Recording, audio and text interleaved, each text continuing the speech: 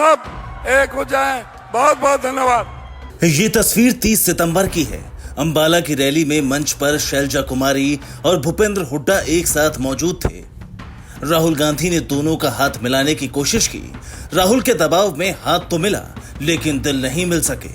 इसी का खामियाजा कांग्रेस को 8 अक्टूबर के दिन उठाना पड़ा। हरियाणा चुनाव में बीजेपी को 48 सीट मिली, जबकि कांग्रेस बहुमत के आंकड़े से 9 सीट पीछे रह गई।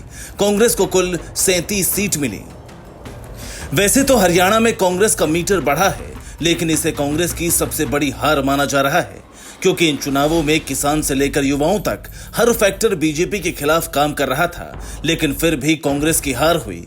इसके पीछे की बड़ी वजह भूपेंद्र हुड्डा का दबदबा और कुमारी शैलजा की अनदेखी है, जिसने हरियाणा चुनाव को बीजेपी वर्सेस कांग्रेस की जगह 35 वर्सेस 1 बिरादरी का बना दिया।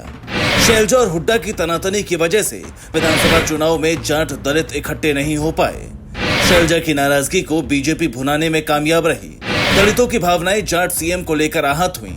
वहीं जब राहुल ने रैली में शैलजा को अहमियत दी, तो जाटों को गलत संदेश गया। जाटों को लगा कि राहुल गांधी सीएम की कुर्सी किसी गैर जाट को सौंप सकते हैं। कहने का तात्पर्य यह है कि इस बार हरियाणा प्रदेश का ये चुनाव जाट व गैर जाट समाज में ही बंटकर रह गया। कांग्रेस इस बात का अंदाजा लगाने में विफल रही कि पार्टी के अंदरूनी कलह ने कब हवा का रुख उसकी तरफ मोड़ दिया। हालांकि इसकी शुरुआत हरियाणा में टिकट बंटवारे से पहले ही हो गई थी। दरअसल शैलजा कुमारी हरियाणा विधानसभा चुनाव लड़ना चाहती थी। सिर्फ इतना ही नहीं, उन्होंने मुख्यमंत्री पद पर अपनी दावेदारी भी पेश की थी, लेकिन कांग्रेस हाईकमान ने शैलजा को समझा बुझाकर विधानसभा चुनाव लड़ने से रोक दिया। इसके बाद टिकट बंटवारे में शैलजा के करीबियों की अनदेखी की गई। टिकट बंटवारे में भूपेंद्र हुड्डा के 73 करीबियों को टिकट दिया गया, जबकि शैलजा कुमारी के सिर्फ 9 करीबी नेताओं को टिकट मिल पाया।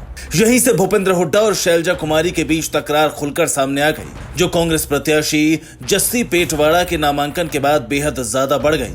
दरअसल नारनौंद में कांग्रेस उम्मीदवार जस्सी पेटवाड़ का नामांकन कार्यक्रम था। इस दौरान उनके एक समर्थक ने कुमारी शैलजा पर जातिगत टिप्पणी कर दी। जस्सी पेटवाड़ा को पूर्व सीएम भूपेंद्र हुड्डा के कोटे से टिकट मिला था। दावा किया गया कि हुड्डा के कहने पर ऐसी टिप्पणी की गई है। सिर्फ इतना ही नहीं, इसके बाद शैलजा कुमारी न तो सोशल मीडिया पर और न ही कहीं दूसरी जगह प्रचार करती हुई नजर आई। दावे तो यहां तक किए जाने लगे कि कुमारी शैलजा कांग्रेस का हाथ छोड़ने की तैयारी में है। बीजेपी ने इस मुद्दे को भुनाना शुरू कर दिया। कांग्रेस दलित विरोधी है।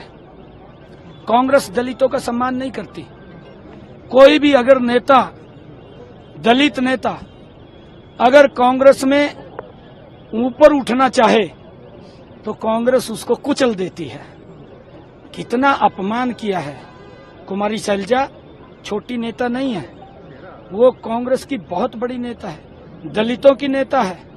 और किस प्रकार से उसके ऊपर मानसिक रूप से लोगों ने जाति सूचक शब्द बोल करके उसको अपमानित करने का काम किया है। दरअसल हरियाणा में हमेशा से जाटों का सिक्का चला है और जाटों में बीजेपी के खिलाफ भारी नाराजगी थी।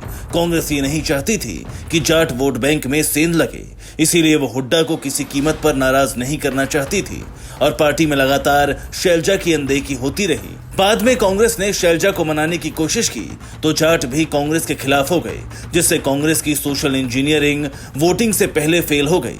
जहां हरियाणा की 35 बिरादरियों ने कांग्रेस के खिलाफ वोट किया, वहीं जाट वोट बैंक का भी कुछ हिस्सा उससे छिटक गया।